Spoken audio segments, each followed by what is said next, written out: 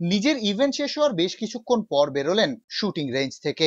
অল্পের জন্য হাতছাড়া হলো পদকটা।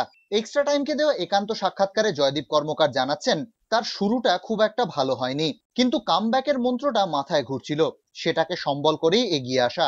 তবে এর আগে তিনি কোনোদিন প্লে অফ খেলেননি, তাই সেটার নিয়মটাও ঠিক মতো জানতেন না। যখন আমি কোয়ালিফিকেশনে ফোর্থ সিরিজ করছি, তখন অলমোস্ট আমি ভাবলাম যে এটা আর হয়ে উঠবে না, আজকেও একটা বাজে দিন একটা ম্যাচের, তো আমি আর পারবো না করতে।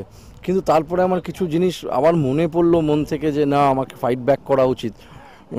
আর ফাইট ব্যাকটা সত্যি আমার লাস্ট দুটো সিরিজে আমি মারলাম 100 করে, আমি ঢুকলাম শুট অফে।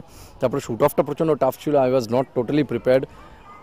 আমি নিজে প্রথম শুট অফ ফায়ার করলাম আজকে জীবনে, মানে কোনো সময় ন্যাশনালেও আমি শুট অফ ফায়ার করিনি। জয়দীপের আক্ষেপ, প্রস্তুতিটা যদি আরেকটু ঠিকভাবে হতো, যদি আরেকটু সমর্থন পেতেন দেশের। সবার প্রস্তুতি যখন তুঙ্গে, তখন যে তাকে টাকার জন্য হন্যে হয়ে ঘুরতে হয়েছে। আমি জানি যে আমি কতটা ইমপ্রুভ করেছি। মানে আমি যদি এই লেভেলে থাকতাম, আমি তার সেখান থেকে এই লেভেলে চলে এসেছি আমি গত 3 মাসে। আমার কোচও সেটা বলছে যে আমি এরকম কাউকে দেখিনি এত তাড়াতাড়ি ইমপ্রুভ করতে। তো সেই জায়গায় দাঁড়িয়ে যদি একটু সাপোর্ট পাওয়া যায়, তো নিশ্চয়ই আমি ডেফিনেটলি আরও ভালো করতে পারবো। ভারতে পরিকাঠামো নেই, অথচ তার মধ্যে থেকেই অভিনব বিন্দ্রা, গগন নারং, বিজয় কুমাররা উঠে আসছেন। জয়দীপ বলছেন সঠিক পরিকাঠামো পেলে আরো অনেক শুটার উঠে আসবেন।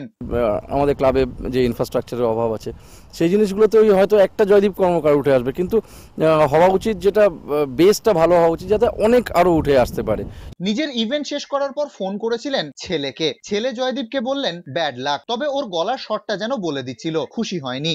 আর তাই ছেলের জন্য অলিম্পিকের পদকটা জিততে চান জয়দীপ কর্মকার। তো শুরু, আমি তো এখনো মনে হচ্ছে আরো 5টা অলিম্পিক খেলতে আমি রাজি আছি না, মানে খেলাটা ছাড়ছি না অ্যাটলিস্ট। অনেকে ও বলছিল যে বয়স হয়ে গেছে, খুব একটা অতটা পারবে না, কিন্তু ঠিক আছে, আছি আমি এখন।